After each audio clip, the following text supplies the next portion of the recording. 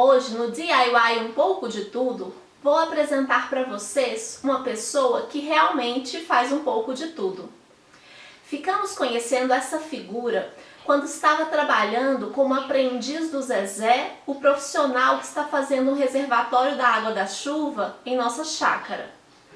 Conversa vai, conversa vem, ficamos sabendo que esse aprendiz do Zezé, na verdade, era o Pedro Paranaguá, professor universitário, doutor em Direito e que trabalhava na Câmara dos Deputados. Tendo nascido na zona rural, nos últimos anos renasceu nele o interesse por uma vida mais simples, saudável, ecológica e consciente. Então, começou a aprender tudo relacionado com bioconstrução e ecologia, principalmente colocando a mão na massa, trabalhando como peão, junto a profissionais mais práticos e menos teóricos. Ele é um exemplo do empoderamento do ser humano, pois sem ter uma formação na área da engenharia, estudou por conta própria e foi capaz nada menos de construir a própria casa, que ele chama de ecocasa solar, 100% ecológica. E é 100% mesmo, gente, não é uma coisinha aqui, outra coisinha ali, não. É uma residência que foi construída sem derrubar árvores do terreno, com aproveitamento da luz e da energia solar, tratamento e reaproveitamento de toda a água, manutenção da temperatura amena por escolha de técnicas e material, tintas, paredes, telhados naturais, contato e preservação máxima da natureza e conforto e beleza numa construção minimalista. Agora, ele decidiu largar tudo aqui em Brasília e está de mudança para Cunha, interior paulista, onde vai iniciar um trabalho social e ecológico. E, então, a casa está à venda. E o que pode ser mais faça você mesmo, mais DIY, do que construir a própria casa? Vamos conhecê-la? Eu comprei esse terreno aqui, são 3.500 metros, dos quais 2/3 é essa mata enorme aqui, a mata nativa, a mata de galeria, porque atrás tem o riacho Taboquinha, perto aqui do Altiplano Leste e do Jardim Botânico. E eu queria fazer uma casa toda sustentável, então muitas coisas eu lembrava de infância, por incrível que pareça, e outras eu fui usando a internet para pesquisar. Então eu queria fazer a casa de adobe. Esses tijolos aqui foram feitos aqui. Como a terra aqui é muito negra, muito fértil, tem muita matéria orgânica, a gente não podia usar para o adobe, então comprei um caminhão de terra vermelha e a gente fez os tijolos aqui. Então, os tijolos de adobe a gente fez aqui mesmo, né, como eu falei, e ele tem várias vantagens. É um tijolo cru, ele não é queimado. Como ele não é queimado, não se usa madeira para queimar, né? Então ele é muito mais ecológico. Além de não emitir CO2, gás carbônico, não se usa madeira como combustível.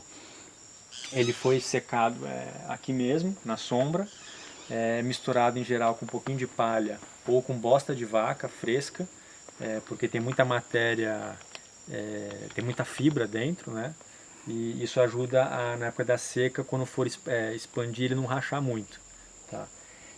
E a grande vantagem do adobe é que ele respira. Não é igual uma casa de cimento que é estática e que esquenta muito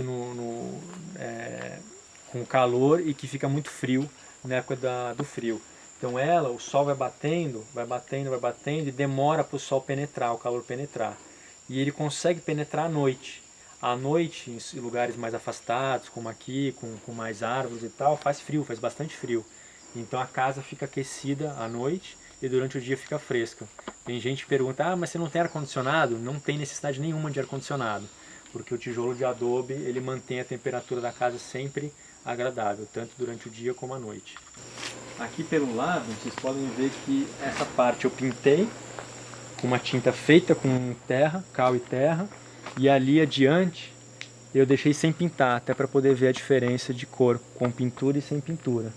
Pedro, essa tinta de terra, então você disse que é de terra e cal, mais alguma coisa? Ela tem algum tipo de fixador, cola? Assim, o pessoal usa em geral cola, eu não queria usar nada industrializado.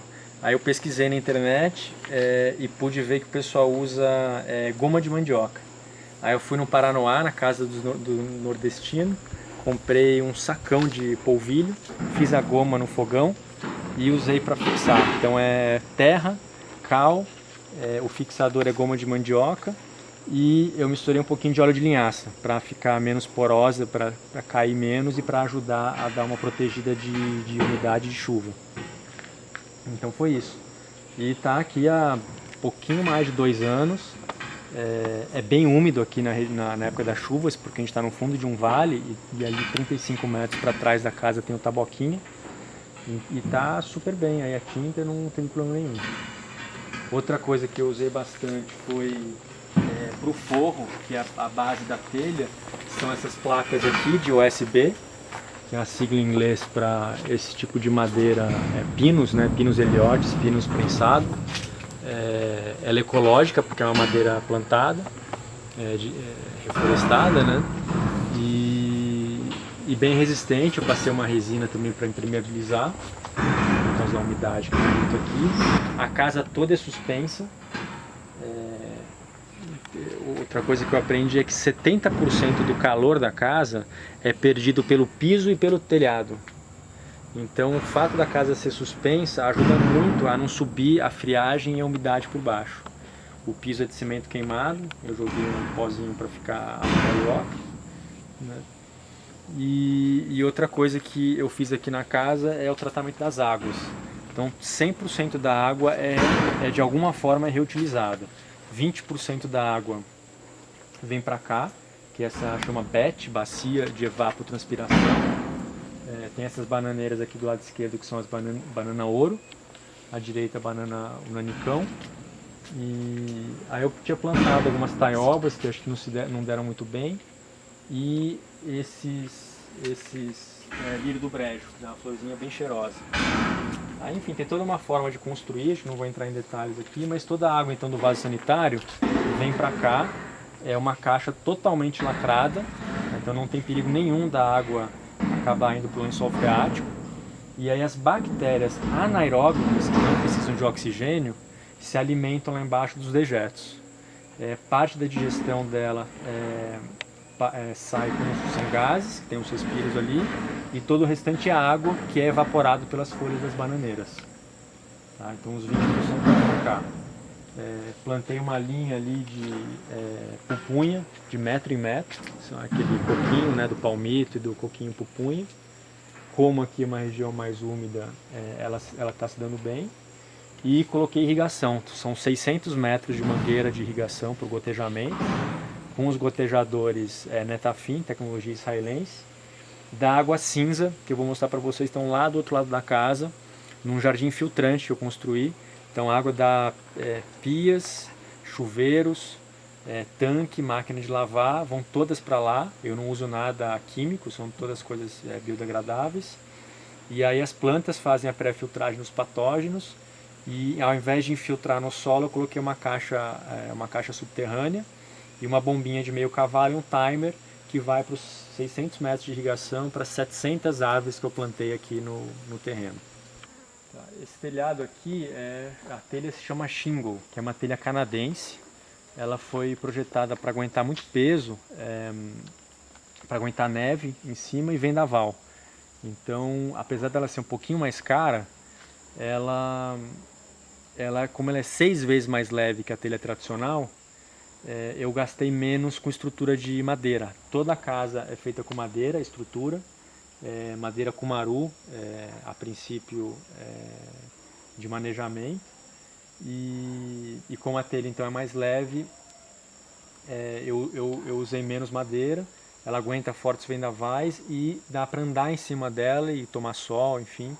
E a cor dela eu achei bacana, esse verde, tem várias cores, porque ela integra com a floresta atrás, né? Então se você olhar pelo Google Maps por cima, praticamente você não vê a casa, ela está confundida aí com a mata, a intenção era essa. E é bacana que às vezes tem muito macaco prego aqui, são uns macacões grandes assim, desse tamanho mais o rabo, né? Eles vêm, eles sobem no telhado, andam, é bem bacana. Tem um jacus também, que é um passarinho grande do cerrado. E é isso, estou bem contente com essa telha. E tem um detalhe que você tem que deixar uns 5 centímetros pelo menos para baixo, para o ar quente que passa poder circular por ali e sair pelos respiros em cima, para a casa ficar fresca. Vamos conhecer a casa então? Como eu falei, eu mesmo fiz o desenho da casa. Eu sempre tive vontade de fazer arquitetura, nunca fiz e acho que acabei fazendo com a casa em si, né? Eu desenhei ela toda e projetei também as tecnologias verdes. Então todo o dimensionamento de aquecimento solar da água, geração de energia elétrica fotovoltaica com sol, tudo eu projetei e dimensionei. Aqui tem um lavabo, são 3 quartos, 3 banheiros. Eu fiz da forma mais rústica possível para usar menos materiais. As pias são de madeira, pode parecer que não é sustentável, mas pelo contrário é muito mais sustentável do que se fosse de pedra, né? Que você tem que tirar as árvores, cavar, fazer buraco até achar uma árvore.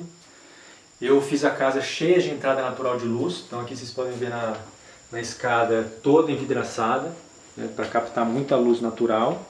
Essa máquina de cortar grama que está embaixo da escada é alemã, Enhel, sem fio a bateria. Tem a bateria até ali no chão, à tua esquerda perto da escada.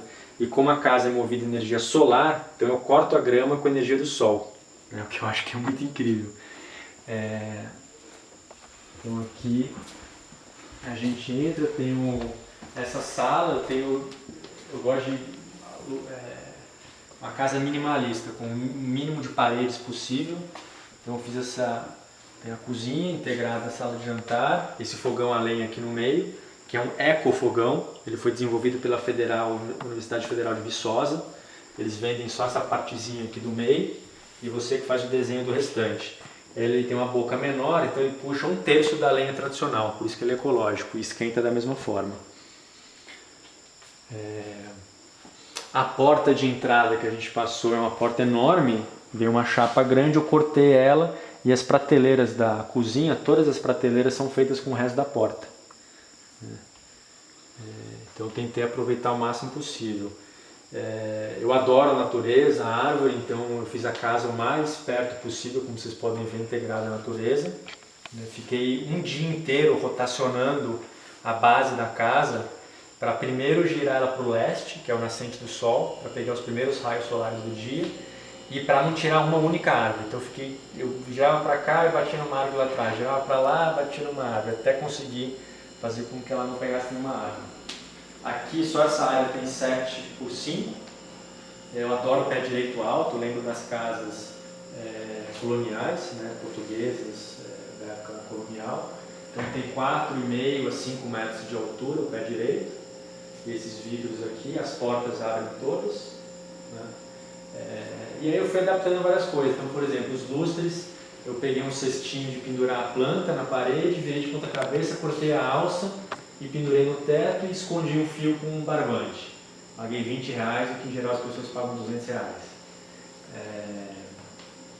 A madeira toda, como eu falei, de cumaru, que é uma madeira muito boa. Eu não falei nada porque eu tava filmando, mas Pedro, eu tô encantada. Nossa! E eu tenho uma paixão por cozinha, assim, de roça, sabe? Então na hora que eu vi isso aqui, eu acho que minha boca até abriu, né? E encheu de saliva na hora, porque você olha pra uma cozinha assim, com esse fogão a lenha aqui e tudo, e eu fiquei assim, achando esse nicho uma delícia. Fico feliz. Não deu pra ver direito, né? Mas eu fico apaixonada, assim. Pra aquelas recordações mesmo de casa de bisavó, nem a de vó, mas hoje em dia. Esse fogão aqui, ó, aqui em cima, olha que delícia. E ficou até assim, vamos dizer assim, bem decorado, né? Com as panelinhas todas penduradas, vermelhinhas aqui. Eu adoro nutrição, as panelas são revestidas com cerâmica, então para cozinhar bem bom. E tem a bancada toda aqui com as prateleiras embaixo, sabe? Se quiser pode até fechar depois, né? Pra fazer um armário. E o teto também é daquele, qual é o material mesmo? São placas de painéis USB, né? Aqui na sala dá pra ver bem. Aliás, a gente podia até falar sobre a sala, né? Que eu rotacionei a casa então para captar os primeiros raios do nascente. Então lá fica o leste, ele nasce, começa a entrar aqui e atravessa a sala e vai para aqueles 2 vidros ali que eu projetei para entrar nos 2 quartos aqui de baixo, né? um banheiro no meio, 2 quartos, e o sol entra ali com toda a luminosidade de manhã, assim, para dar energia, né, energia vital, e ao final do dia eu projetei aqueles 2 vidros em cima para fazer o contrário, tem até aquele raio de sol batendo na parede, então quer dizer, são acho que quase umas 5 da tarde, não sei, e todas as lâmpadas estão apagadas, inclusive na cozinha, a hora que a gente estava lá está tudo apagado e a casa fica super iluminada, né? Tem a lareira também. E quando faz frio, né, já estou vendo aqui que... Tem a lareira aqui, né, para a época do frio, porque como eu falei, tem um riacho atrás, um taboquinho, então fica bem frio. Eu lembro que em novembro do ano retrasado, 2015, o pessoal estava dormindo com ar-condicionado, sem roupa praticamente lá no plano, e aqui eu tinha que usar 2 cobertores, porque tem muitas árvores, então fica bem mais agradável à noite, a gente fecha a casa toda e dentro a casa fica quentinha, né? Mas quando bate o frio mesmo tem a lareira. Bom demais. Aí pra cá tem os 2 quartos, um de cada lado, de mesmo tamanho. Não sei se tem que acender a luz, acho que não. Aí eu fiz as paredes aqui, a parede de adobe, pintadas com cal, né, tinta natural, lá cal e terra.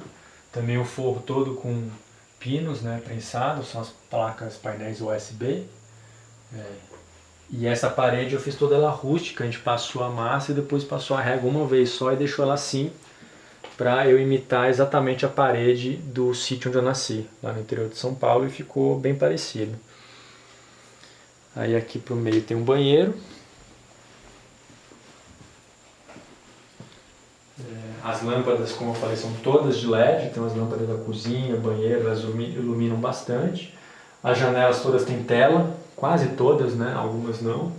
Então eu sempre gosto de ventilar bastante a casa, deixo os vidros abertos e a tela, então para não entrar bicho, pernilongo, nada disso, fica bem ventilado. E para cá tem o outro quarto, os 2 quartos aqui de baixo. Também bastante iluminado. Essa parede saiu da fundação da casa, saiu uma argila amarela. Eu misturei com cal, óleo de linhaça e a goma de mandioca para ser o fixador e ela ficou amarelada. Então eu não usei nenhum pigmento artificial, foi a própria argila do subsolo que fez a parede ficar desse amarelo ocre. Pedro, fala um pouquinho desse chão, de que ele é feito e se é fácil de limpar. Esse chão é um chão tradicional da roça, né, da época que eu nasci, na década de 70, 80, o pessoal ainda usava muito na roça. É cimento queimado, que eles chamam, apesar de não ser queimado, literalmente, eles passam só a espátula e fica assim. A gente jogou esse pó xadrez amarelo para ficar nessa tonalidade, ele é muito fácil de limpar. Basta um pano úmido no rodo que ele fica limpinho. A gente passou uma resina por cima. É bem lisinho, né? Para deixar ele bem lisinho, não ficar poroso. E outra vantagem, como eu tinha dito lá fora, é que a casa é suspensa. Então não sobe a umidade do solo, apesar do cimento queimado ser um piso mais frio, não fica gelado porque a casa toda é suspensa, né? Então essa é a vantagem. E aqui tem os vidros que eu mostrei. Então se a gente vir aqui para trás, dá para ver que entra entre o quarto e a sala, entre né? o quarto e a sala. Aí aqui para fora eu fiz esse deck, eu não cobri ele de propósito para receber a luz do dia, né? Então ele é descoberto de propósito e totalmente integrado, vocês podem escutar os grilos. Aqui para trás, 35 metros lá para trás, tem o taboquinho, o riacho. E ali depois já a gente vai para lá mostrar a varanda coberta e o meu jardim filtrante, que é sobre a filtragem das águas cinzas. Pedro, o custo de construção de uma casa como essa é menor, maior, equivalente a de uma casa convencional? É o mesmo, pode ser até que seja um pouquinho mais barato. Eu tenho tudo tabelado, tudo onde eu peguei, os fornecedores e tal, tanto material como mão de obra. A minha meta era que o metro quadrado saísse R$1.000, mas eu sabia que seria muito difícil, então se saísse 1.200 eu ficaria feliz. E eu consegui fazer com que a mão de obra, o material, acabamento, toda essa parte de irrigação, painéis fotovoltaicos, tudo saísse a R$1.500 o metro quadrado. Então, quer dizer, isso faz 2 anos. E você gera toda a sua energia? Eu gero 100% da minha energia elétrica pelo sol. Então eu dimensionei com base no meu consumo. Quando eu morava na Asa Norte eu tinha um chuveiro elétrico, aqui o chuveiro aquecido pelo sol, a água. Eu dimensionei então esse aquecimento da água, porque eu fiz o cálculo de quantos banhos por semana, quantos minutos, vazão do chuveiro e tal. E eu cheguei à conclusão de que 300 litros e 2 placas dariam. E de fato, essa época chuvosa, ficar muito tempo nublado, eles estão aguentando bem. E os painéis fotovoltaicos, que é outro tipo de painel, né? É para geração de energia elétrica. Então capta a radiação solar e aí tem um inversor que transforma em energia elétrica. E aí isso depende muito de família para família. Então tem gente que consome 200 kWh mês, 300, 400, 500. Eu consumo muito pouco. Então com o meu consumo, que é auxiliado principalmente pela captação da luz natural, né? muito vidro na casa, em alguns lugares chave, e o principal é chuveiro elétrico. Então se puder não ter chuveiro elétrico é melhor.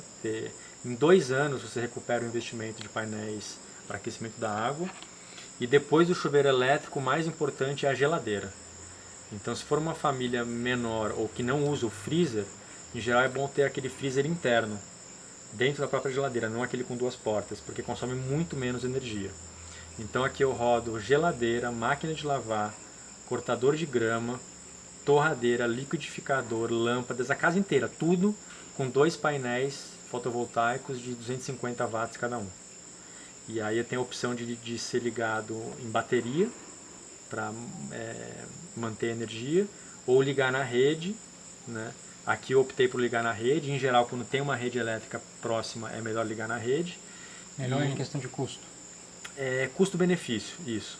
Porque as baterias, a cada 4, 5 anos, têm que ser trocadas. E elas são relativamente caras. E, apesar de dizerem que elas são recicladas, ela tem metal pesado dentro. Então, eu não sei até que ponto tudo lá dentro realmente é reciclado. Então, eu optei por ligar na rede. Eu tenho um relógio que é bidirecional. Ele roda para os 2 lados. Então, durante o dia, ele gira ao contrário. E eu sou uma micro-usina elétrica cadastrada na SEB, que é a fornecedora aqui de Brasília. E eu mando energia para a rede e os vizinhos captam a minha energia elétrica, que eu produzo aqui pelo sol. E aí, à noite que eu consumo, quando eu ligo as coisas, ele gira normal e eu posso guardar até crédito por até 3 anos. Então, se eu gero mais do que eu consumo, eu tenho até 3 anos para usar esse crédito que eu gerei. Tá? Então, nesses últimos 2 anos, desde que eu instalei, o preço tem caído bastante. Eu gastei na época com material e mão de obra R$ 8.500. Hoje já estaria na faixa de 7.000. E na faixa de 4 anos e meio a 5 anos você consegue amortizar todo o investimento. Isso para uma família de 4 pessoas, 4, 5 pessoas? Família de 5 pessoas, Na verdade, quanto maior o consumo, maior é o retorno do investimento. O investimento é maior, só quanto mais placas você coloca, mais pulverizado fica o investimento e o retorno vem mais rápido. E uma outra grande vantagem, que é uma legislação nova, é que você pode pegar e instalar em condomínios. Então você pode compartilhar a tua rede com vários moradores e aí o custo fica super pulverizado e vale muito, muito mais a pena.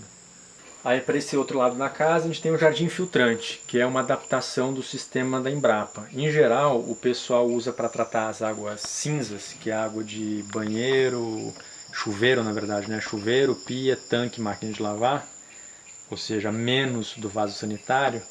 Essas águas cinzas o pessoal em geral usa 3 tanques com água, plantas aquáticas que vão filtrando.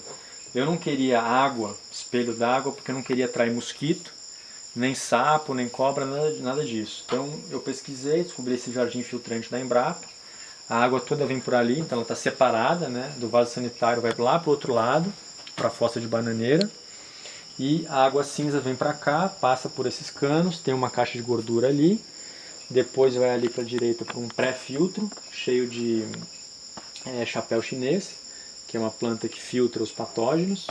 Aí lá é um pré-filtro. Isso, essa daí, essa mesmo. Chapéu chinês? Parece mesmo. E aí pra cá tem um tanque, tem mais ou menos meio metro de profundidade, tem uma lona nessa aqui, e eu plantei essas árvores, essas plantas semi-aquáticas. E lá um pouquinho adiante eu coloquei um tambor, eu cortei para fazer o nível, e aí então aqui tem constantemente cheio d'água nesse jardim, só que não forma espelho d'água, para não atrair mosquito. E em geral o pessoal infiltra essa água no solo, porque as próprias plantas filtram os patógenos, né, que causam odor na água e tal, e aí infiltra no solo e pode plantar algumas plantas que gostam de água. Como aqui no Cerrado são 5 meses sem nada de chuva, eu queria reutilizar a água. Então eu adaptei o sistema, coloquei uma caixa d'água subterrânea ali, um timerzinho que está aqui nessa coluna aqui embaixo, né? E uma bombinha de meio cavalo aqui embaixo do deck. Aí eu programo e toda vez que tem uma quantidade razoável de água, tem uma bomba, uma boia elétrica que aciona a bomba, e aí vai para o gotejamento, 600 metros de gotejamento, com tecnologia gotejador israelense, para 700 aves, não para todas, né, temos estão no meio do mato, mas para várias mudas que eu plantei com a água do banho, da máquina de lavar e do tanque. Então quer dizer, a gente está tomando banho, né, e não precisa se preocupar muito com gastar água, porque na verdade você está irrigando o jardim. Então, e a água vai cheia de nitrogênio, né, do banho, do sabão biodegradável que a gente fabrica. E o nitrogênio é bom porque ele é muito rico para as plantas. Vamos conhecer agora o segundo andar da casa. Vamos lá. Aqui para cima a gente tem a Switch Master, que é a torre de comando que eu chamo. Tem o escritório aqui para cima, super integrado às árvores, à natureza. Vou sentar aqui nessa cadeira. Calma que eu não cheguei ainda não. É ótimo. Aqui tem um monte de árvore pro lado de cá. As árvores protegem a casa do sol, né? O poente está para lá. Então foi pensado justamente nisso. Muitos macacos passam aqui enquanto a gente está trabalhando, estudando, pesquisando. E para lá, né, por trás das árvores, a luminosidade, dá para ver o telhado ainda bem iluminado. Muita luz natural. Então aqui é o escritório. Ali são os respiradores que você falou. Isso, lá são por onde passa o ar quente, né? Exatamente, que sobe por ali e para deixar a casa mais fresca. Aí aqui adiante tem logo o banheiro, também é todo integrado. Já é o terceiro banheiro, então, né? Isso, terceiro banheiro. Eu fiz igual o sítio que eu nasci. Não tem, como fala, porcelanato, né? E em relação a essa madeira do teto e tudo, assim, em relação à umidade? Toda ela está protegida, né? Ela está protegida com selador. Na casa, bom que você falou disso. Na casa inteira a tinta é natural, menos nos 3 banheiros e na cozinha. Nos 3 banheiros na cozinha é uma tinta anti-mofo, anti-umidade e anti-mofo. É uma tinta que é própria para lugares que tiver vapor, umidade e assim por diante. E no forro de USB ele tem um selador todo protegido também, contra mofo, umidade e assim por diante. E é uma casa, outro dia veio um pessoal olhar e eles perguntaram, dá manutenção? Em 2 anos e pouquinho que ela está pronta, eu praticamente não tive manutenção, sabe? Então, assim, é pouquíssima manutenção, obviamente de tempos em tempos, a cada talvez ano, 2 anos, tem que passar uma resina na madeira, né? Mas eu passei, como é que chama? Stein, que não é nem selador, nem o que o pessoal usa em geral? Verniz. Porque o verniz fica só na superfície, o Stein ele penetra na madeira. Então, enfim, ele protege de raios UV, protege da umidade. Então, assim, a madeira, além de ser de qualidade, também está toda protegida. Então, assim, a manutenção realmente é mínima. Os painéis fotovoltaicos duram 20, 25 anos, sem nenhuma manutenção. E é isso. A casa, como ela é estrutura de madeira, ela vai trabalhando um pouco, né? Então, o pessoal costuma dizer que é bom aguardar de 2 a 3 anos para quando aparecer uma rachadurinha aqui e acolá, que é normal, porque a casa é de madeira e vai mexendo, aí você tampa e está tudo em ordem. Então, teria que aguardar mais 1 ano, mais ou menos, ela terminar de trabalhar um pouquinho, para ir tampar as mini rachaduras que tem. A casa foi construída em que ano? Ela começou a ser construída em agosto de 2014 e eu vim morar no dia 2 de março de 2015. Agora, Pedro, me diz uma coisa. Tem gente que fala que o clima de Brasília não é muito adequado casa de madeira, porque a amplitude térmica é muito alta e principalmente também a variação da umidade ao longo do ano. Porque tem muita umidade na estação chuvosa e é muito seco o ar na estação seca. E a madeira, então, é justamente isso que você falou, trabalha muito, né, excessivamente. E o que você tem observado com relação a isso? Olha, é um ponto importante. Em geral, a madeira, é bom você comprar uma madeira que já secou antes de você usar na construção, porque ela já trabalhou praticamente tudo que já tinha que trabalhar. E eu estava muito preocupado, mais do que com a madeira, com os tijolos de adobe. Porque como tem essa diferença muito grande de umidade na época das chuvas e na época da seca em Brasília, eu estava com receio que os tijolos de adobe fossem rachar, trincar e aí ter abertura para fora da casa. Mas a equipe que trabalhou aqui, trabalharam muito bem e tem um pouco de palha junto na massa do adobe que ajudou a não trincar. Então o tijolo em si não trincou. A estrutura de madeira é praticamente impossível dela não trabalhar e por consequência gerar algumas trincas. Então tem sim algumas trincas na casa, mas é totalmente normal. E como eu disse, depois de 2, 3 anos você fecha elas e a princípio a casa não vai mais trabalhar. E de novo, a casa é muito protegida no poente, aquele lado todo é cheio de árvores, né? E a madeira foi tratada com Stein contra raios do sol e umidade, então ela está bem protegida. Então aqui está o boiler, né, de 300 litros e lá para cima no telhado tem as 2 placas para aquecimento solar da água e mais 2 painéis fotovoltaicos de 250 watts cada um para geração de energia elétrica. Se eventualmente a família que vir morar aqui quiser aumentar esse dimensionamento, é fácil de colocar mais placas para aquecimento da água. Para geração de energia fotovoltaica também pode adaptar o sistema e colocar mais placas. Tá? E sabendo que esse sistema que está aqui das placas dos painéis fotovoltaicos, você ganha crédito se você gerar mais do que você consome. Então, se você gerar 2, 3 meses mais, você vai ficar com créditos e nos meses que você consumir, você vai reequilibrar aquele sistema. Mas, enfim, tudo isso para dizer que tudo isso pode ser adaptado, né? O boiler pode ser aumentado, as placas podem ser estendidas, isso para adaptar para uma família que consome mais energia elétrica e mais água quente do que para a casa foi projetada. Aqui tem o closet, eu fiz ele todo aberto para... Depois, eu morei 4 anos no Rio de Janeiro, e aí